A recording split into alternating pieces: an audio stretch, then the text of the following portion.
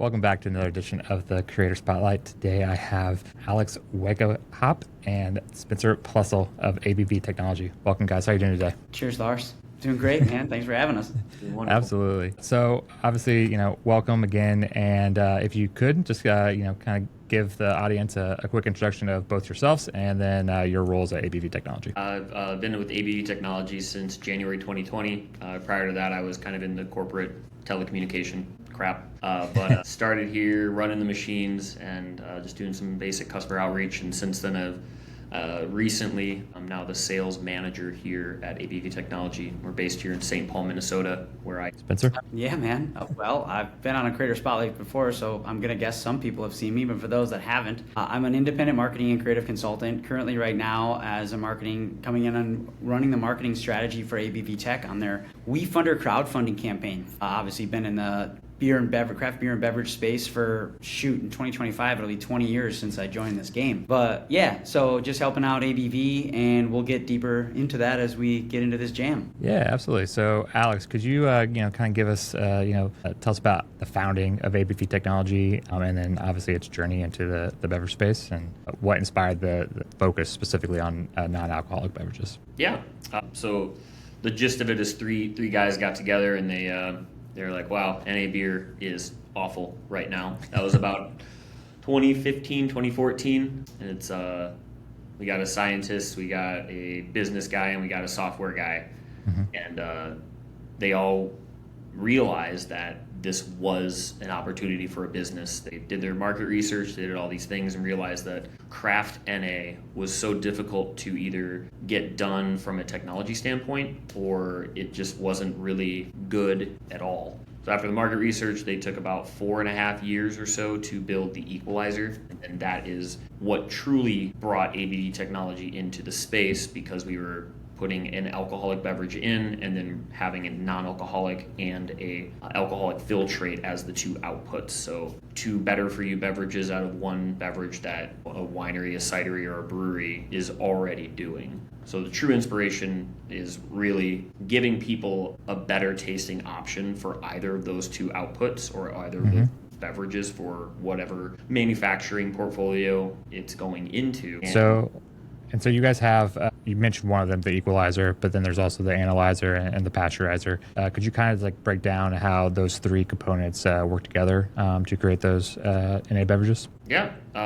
Ultimately, in order to put a beverage into the equalizer, we need to know the ABV of it. And prior to us developing the analyzer, the really only good option was like a $40,000 unit that most people can't afford. Right. So the analyzer essentially makes sure that your labeling on either outputs is correct, but also when you're putting in the beverage into the equalizer, you're doing that at the correct ABV. So then we de-alcoholize, and we're also then able to measure the outputs of both to make sure that those are in spec and that labeling requirements are met. And then once we get everything packaged, either the NA or the hard seltzer or filtrate, depending on the beverage you're utilizing, you put it through the pasteurizer to not have to use any sort of chemical preservation, a much cleaner approach to shelf stability, and being able to get it into more markets as far as Whole Foods type places and small markets that don't like things with preservatives. And there's a growing segment of just the market in general, as from the consumer side, that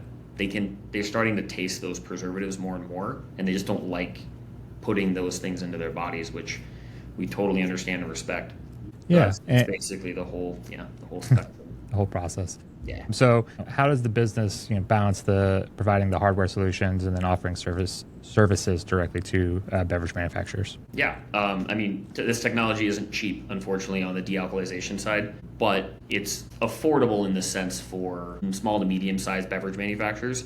When you get to the small places like your local neighborhood brewery that maybe has, or local neighborhood winery that does, in the grand scheme of things, a relatively small amount of volume, they either don't have the space, just flat out space, or they don't have the capital to purchase these these apparatuses. So by offering it as a service, as little as 31 gallons, essentially, we can help any size of beverage manufacturer get into this space. So it's not just the big boys punching everyone down, and then have the ability for people to just send us what they normally do, the liquid. We remove the alcohol and then we offer them either the NA and or the filtrate. And then beyond that as well, we work with people that don't even own a beverage manufacturing company, just a brand.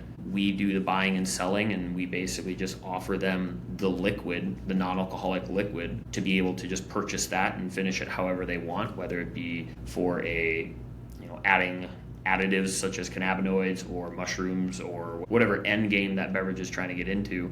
That's the benefit of having the service model.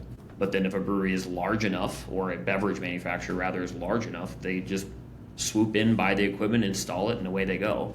And we've been doing it both ways since the inception of the actual equalizer hitting the market in December of 2019, January 2020. Gotcha. And for people that maybe don't understand how alcohol is removed from products, and someone like myself who has done a quick Google search on how it works, because I love my non-alcoholic beers. And from what I read online, if I wanted to home brew a nice NA beer, basically what it said was you brew the beer as normal, and basically after you're done, you just keep it at a steady 180 degrees for an extended period of time to basically burn off the alcohol without adding ill effects. Is that essentially what you guys are doing, or is it a different process with ABV Technology? Yeah, so our process kind of to remove alcohol on a commercial scale, you're either using high pressure or low pressure. From the home brewing perspective, you can absolutely do that. You're going to lose a lot of the qualities of the beer by just boiling it. Your aromatics and a lot of your flavors are going to change at that high of temperature for a sustained set of time. But from the commercial side of things, we opted for low pressure vacuum because by pulling vacuum and reducing the atmosphere in the actual machine, we lower the boiling point. Gotcha. So we don't really call it boiling because it's actually happening at 75 degrees Fahrenheit. So I like to use the word separation just because it is less invasive of a term. But we basically really high level from the perspective of a beverage. The top super light molecules are pulled off, the aromatics. Then we pull off the ethanol, and then we put back the aromatics. So that's the really best way to just explain how our machine works very quickly. Awesome. But with there's tons of different things that we do that's proprietary. My favorite part about the machine is I can run it, and I have a degree in German. It makes it super... You don't have to demean yourself. I don't use my degree. Let's get real here. But the whole concept of automation and technology is what we built into this machine, and you type the numbers in, you set it up to your vessels, and you walk away. Tons of sensors and things like that to make it easy to maintain, easy to operate, and most importantly, efficient. On the other side of the high pressure, you're constantly having to but be next to these 300, 400, 500 PSI devices. It's just something to consider when you're choosing which technology you want to use for de-alcoholization. I would add something to that too, Lars, is that right now, not right now, literally, we are in St. Paul, Minnesota at ABV Tech's headquarters, and that's where this service center is. So that's why you've seen, whether maybe you have or haven't, I guess we live here, so we know what happened here for a lot of local breweries, wineries, and cider makers, is that we in Minnesota, Minneapolis, St. Paul, and the reaching areas have become a hub for these NA craft beer products. Not saying that ABV, and Alex can attest to that, doesn't have plenty of other partnerships and client brands in and around the United States and beyond. But yeah, right now that service center is here in St. Paul, Minnesota. So that's why that outreach and the ability for them to bring their liquid here to have it de-alked, analyzed, and pasteurized before it goes back to their location for serving and distribution is the model that is tried and true here since the beginning, I guess. Yeah, for sure. So ABV Technology's mission centers on making healthier, high quality NA beverages accessible. Can you expand on how that mission drives the company's approach to product development? Yeah, I mean, at the end of the day, for me and what I'm working on right now and thinking about, the accessibility is the biggest thing. Thinking about it, especially as Alex is here, is explaining how this works. You have an input liquid and then you have two output liquids. So at the end of the day, if I think about it just from craft beer, which is where I've been in for the longest part of my career, is if you give me, or I give Alex, if I'm a brewery and I give Alex a 5% blonde ale, I can have my 5% blonde ale on tap in my tap room, and I have a revenue stream there. And then when I give Alex that 5% blonde ale and he turns it into two products, he turns it into a non-alcoholic blonde ale that I can have on tap, and then he turns it into a seltzer or a filtrate, as he's been saying, a gluten-free, sugar-free filtrate, which is essentially a seltzer that's the same ABV, 5%, that I gave you of my original liquid. Now, and then I can take that, I can fruit it, I can infuse it with whatever I might want to do to it. And now from that one liquid stream that I had, now I have three essential revenue streams. I have a non-alcoholic, a 5% blonde ale on my tap handles, and I have a 5% seltzer, be it however I wanted to create it, a flavor-filled experience for my customers. So talking about inclusivity, that's great for the consumer, but as well as thinking about it from like our actual partners and people that are going to utilize our service centers or purchase these products from us or this equipment from us. At the end of the day, it's diversifying your revenue streams. One input, two outputs. I don't know, Alex can probably expand on his thinking on that too. So yeah, and realistically, the basis behind this whole mission is inclusivity. It's a business because the world as we know it, as far as consuming alcohol, is changing. We all know this, whether it be you're in the point in your life where you don't want to have as much anymore, you are at a point in your life where you don't want to drink at all, you're at a point where you can't drink anymore, or you just want to dabble. The crazy thing about NA is a lot of people are like, I'm not sober, so I'm not going to drink NA beer or NA in general. It's not the case anymore. And when you have a group of 6 people and you want them to come into your business, there's no way all 6 people are going to like the wine, the beer, the cider, or whatever venue you're going to specifically. And in Minnesota, at least, we're a little unique where you go to a brewery, you're getting beer. You go to a winery, you're getting wine. A cidery, you're getting cider.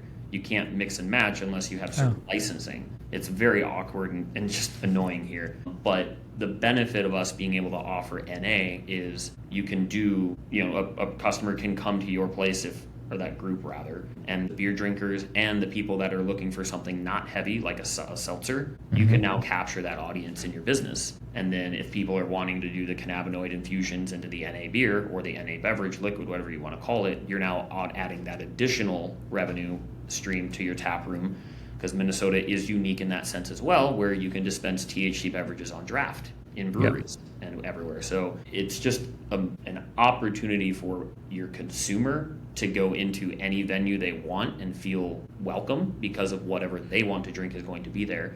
But also from the business side, you have the ability to pull in all those customers. And it's really just a unique opportunity here, but also it's somewhere that is something that's going to be across the United States, whether it's in packaged cans or on draft. It's something that's going to be available more and more. Yeah, it's changing and shifting every day. I think a great thing to also bring up there, Lars, is obviously I am very in tune to your audience here and understand herbal profiles and know that okay, we're talking about ABV technology and we're talking about non-alcoholic beer, wine, and cider. How does the THC beverage, cannabis beverage space come into this? What is the play here? And as Alex was already mentioning, right, one of the biggest things, from putting draft THC on tap at, a local bar, restaurant, brewery, cidery, winery, whatever, or even having packaged products, is that choice for safety and security in serving those beverages. And Lars, as you and I well know, as many of those cannabis beverages as we've consumed,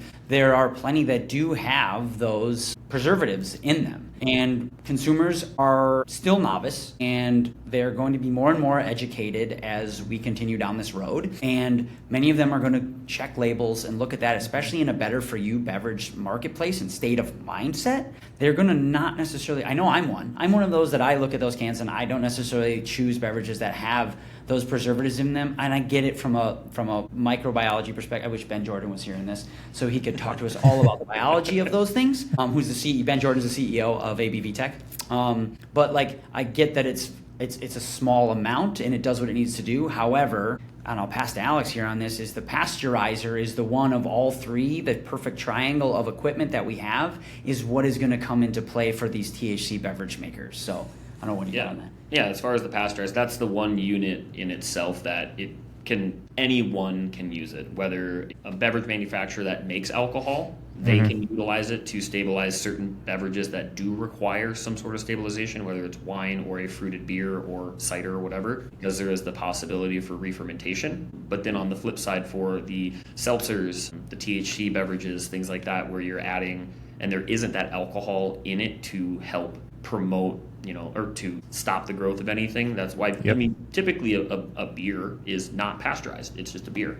You just drink it. Without the alcohol, you don't have that assistance of the alcohol to punch that down. But in the NA space, pasteurization is very prevalent, along with some sort of preservation. So with that said, a company that doesn't even use beer, doesn't start with beer, doesn't de-alcoholize anything, is able to utilize our services as a pasteurizing solution for their THC cannabinoid beverages and make it a cleaner beverage, a better for you, better beverage. So, real time. Not to get too scientifical here, but as I just make up a word there. Scientifical, I love it. My understanding is that the pasteurizer also allows the products to not explode as much on shelves. It reduces explosion. So, also, you mentioned the preservatives in there.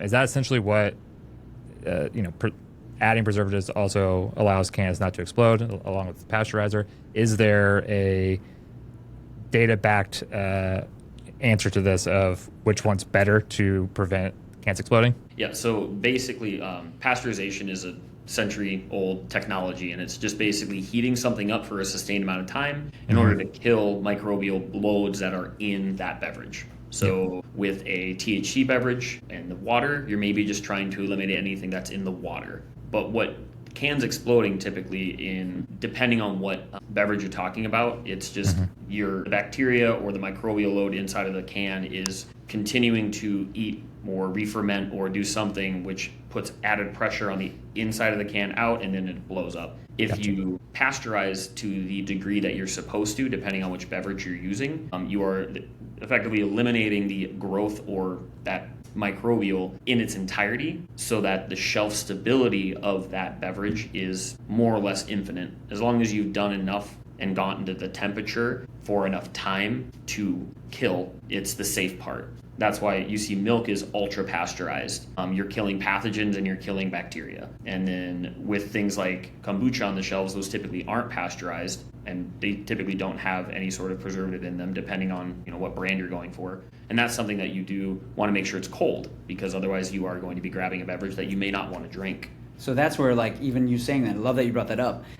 Cold beverages, sure, it's a different story. But as all of us here in this room know, from a THC beverage to an NA beer or wine or cider, a lot of these places, it's sitting on a warm shelf, right? So that's where the preservatives come in first, because they're easiest to add in that process. But then secondly, that's really where pasteurization comes in. And for your knowledge or not, Lars, it's, the age-old tunnel pasteurization, which is, there's nothing wrong with it, right?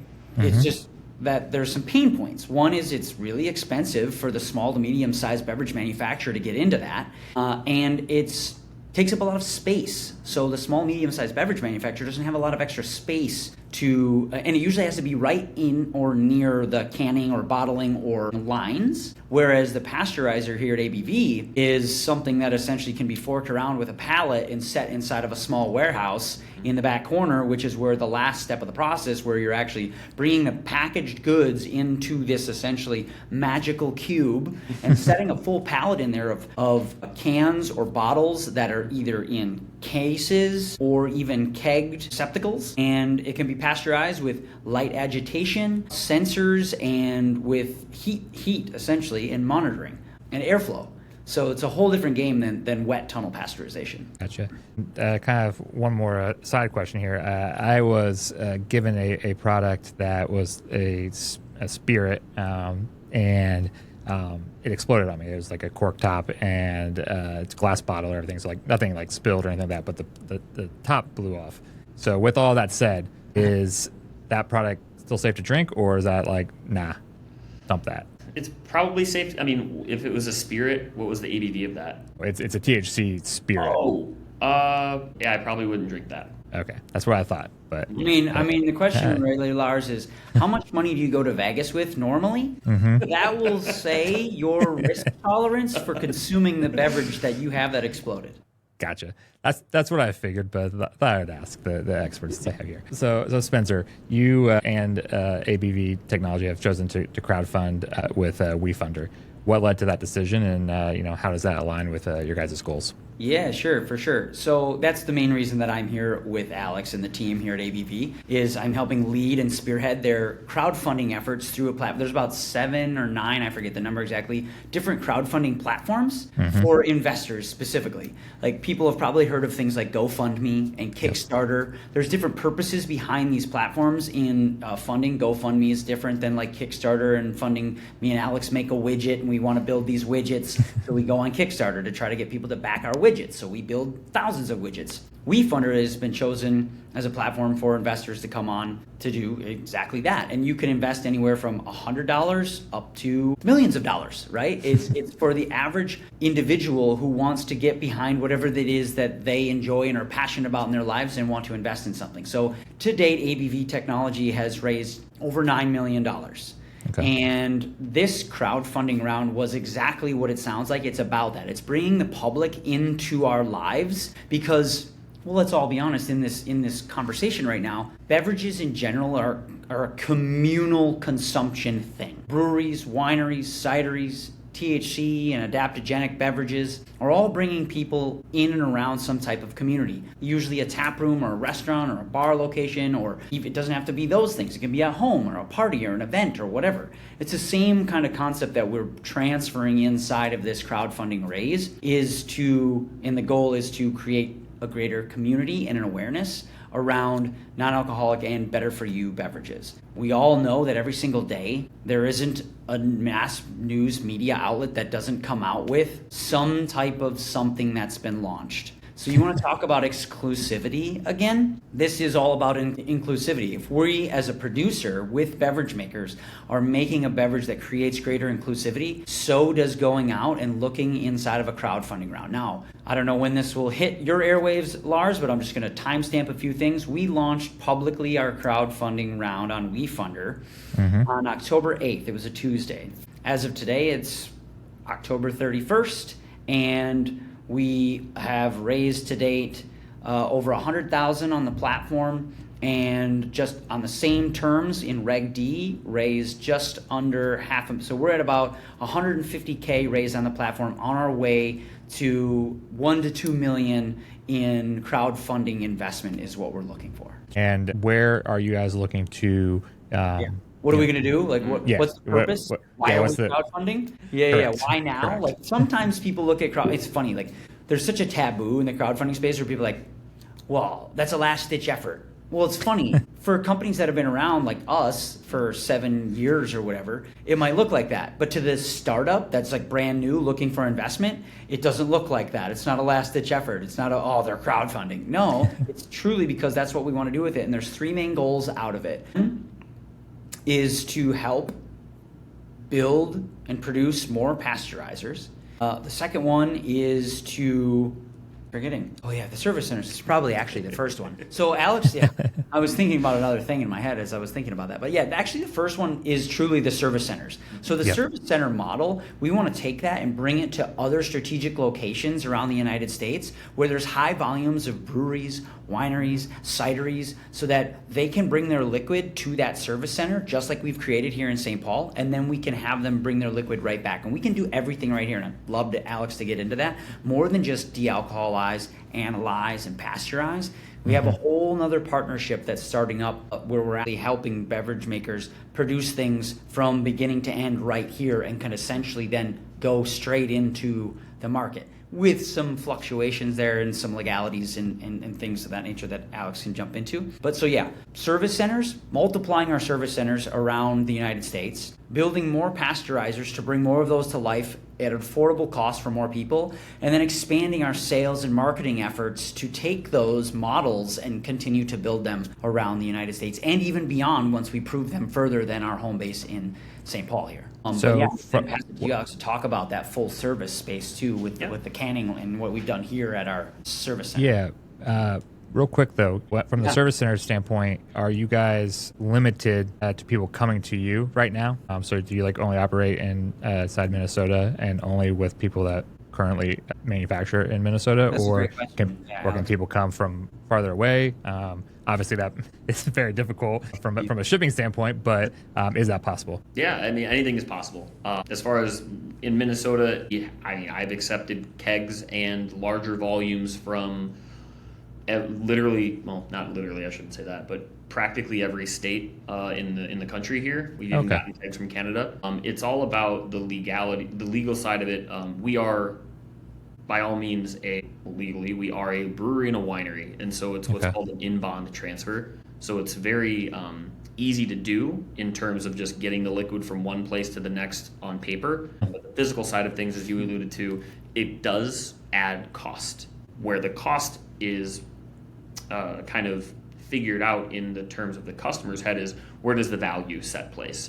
So they send me 275 gallons of a liquid, and then I process that into nearly 500, over 550 gallons, or almost 550 gallons of two liquids, so of equal parts that NA and that hard seltzer filtrate.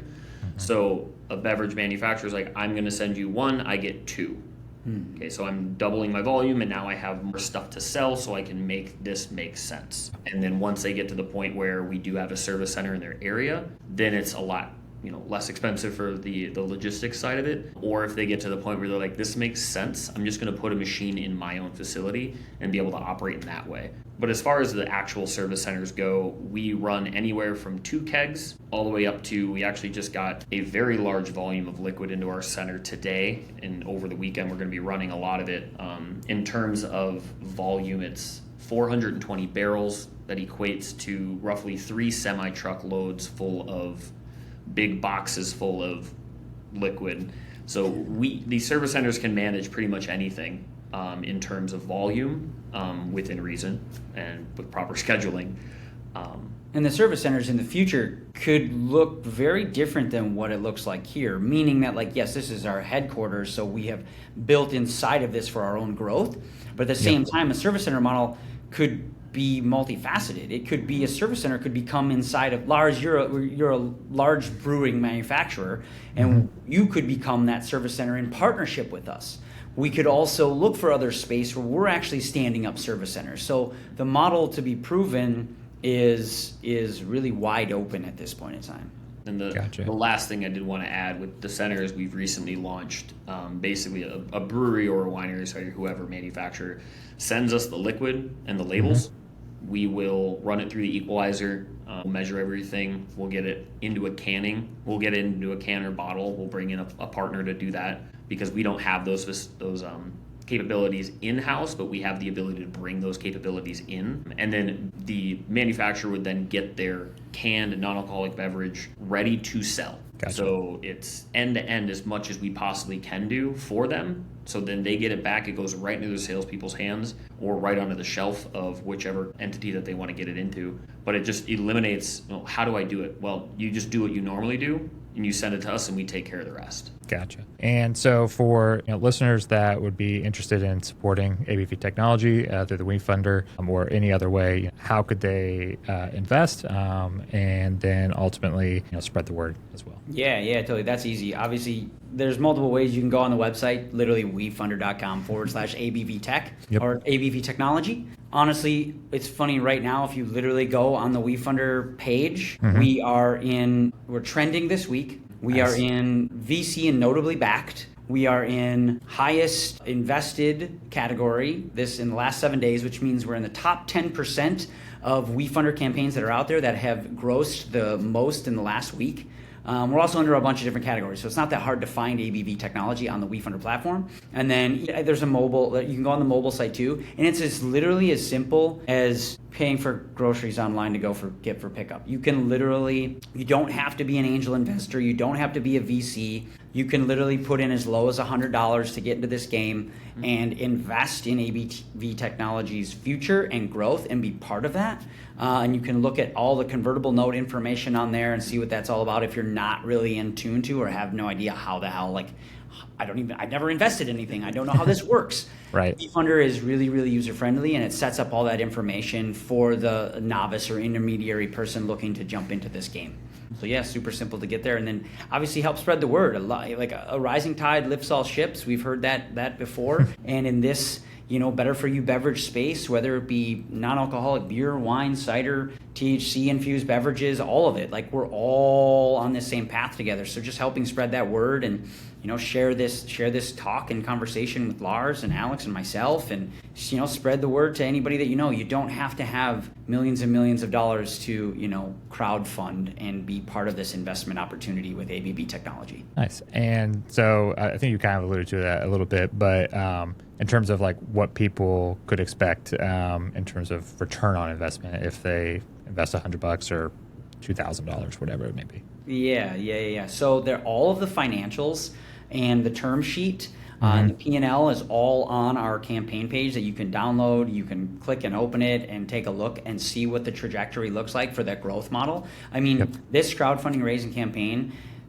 solidified by the end of 2024, would put us into a cash flow positive space, which is really, really huge going on to our projections. And then I forget exactly what that convertible note's out to. So we'll make sure if you have any questions, obviously hit us up and we'll get our CEO, Ben Jordan, to dial in on that for you when it comes to those finer details. But literally everything is listed in that term sheet on the WeFunder page that you can literally download a PDF and look at all the information about what your investment actually entails and how that return comes in based upon the growth of ABV and our service center growth and our pasteurizer sales and just sales and partnerships in general. Well, thank you guys both so much, Spencer and Alex. And any final thoughts that you'd like to leave for the listeners? I mean, I guess the only thing I would say is I'd never heard of a WeFunder until we started to do this, and it's really cool knowing that I've participated in Kickstarters, I've participated in GoFundMes and things like that for the widgets, and that was basically a donation. That was me buying a product from them. But this is actually an investment.